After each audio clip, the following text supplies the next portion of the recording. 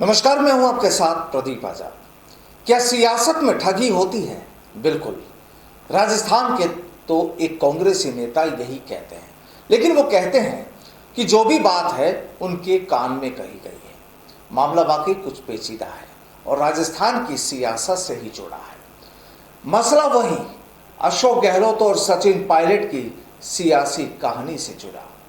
अब यूं तो बात कोई नई नहीं, लेकिन राजस्थान की कांग्रेस में कोई न कोई नेता उसे नया बनाने के लिए अपना रंग भर देता है और फिर चर्चा शुरू हो जाती है कि राजस्थान में सचिन पायलट को सीएम बनाया जाए। अब देखिए, एक बार फिर कांग्रेस में सचिन पायलट और अशोक गहलोत खेमों के बीच चल रही खींचतान अब बयानबाजी के रूप में खुलकर सामने आने लगी है। लगातार ताजा तस्वीरें सभी के सामने आने लगी है। दरअसल जहां पहले विधायक वेद प्रकाश सोलंकी और इंद्राज गुर्जर ने खोलकर ये जाहिर किया था कि उनके जो भी हैं बस वो पायलट हैं, तो उसके बाद विधायक राकेश पारीख ने भी कह दिया कि उनके खून का एक एक कतरा पायलट के लिए है। बहरहाल इस पर भी बात होगी, लेकिन उससे पहले आपको बता दें कि सचिन पायलट समर्थक नेता और कांग्रेस के प्रदेश उपाध्यक्ष राजेंद्र चौधरी ने पायलट को मुख्यमंत्री बनाने की मांग उठाई है। उन्होंने कहा कि राजस्थान की जनता सचिन पायलट को चीफ मिनिस्टर के रूप में देखना चाहती है। मुझे लोग कहते हैं हमने तो पायलट को देखकर ही वोट दिया था। जो जनता चाहती है मैं बिना लाग लपेट की वही बात बता रहा। बुजुर्ग लोग मुझे कान में कहते हैं कि सोनिया गांधी को समझाइए, हमने पायलट को देखकर वोट दिए थे, हमें ठगा गया है। तो सवाल ये कि क्या वाकई कांग्रेस की सियासत में जनता के साथ ठगी हुई? बहरहाल चौधरी ने कहा कि हम जनभावना को समझकर उसके मुताबिक काम नहीं करेंगे तो नतीजे कैसे आएंगे। जनता जो चाहती है उसकी तो हमें कद्र करनी होगी। जनता जो बातें कह रही है उन पर गौर करना जरूरी होगा। जनभावनाओं के मुताबिक फैसले नहीं करने पर नुकसान ही होता है। बकौल चौधरी, जब हमारी सीटें 21 पर आ गई थी तब सोनिया गांधी ने सचिन पायलट को राजस्थान में अध्यक्ष बनाकर भेजा। पायलट ने हाड़ तोड़ मेहनत की, हमने मिलकर खूब संघर्ष किया। जब विधानसभा चुनाव हुए तो पार्टी को 21 सीटों से 100 पर पहुंचाया।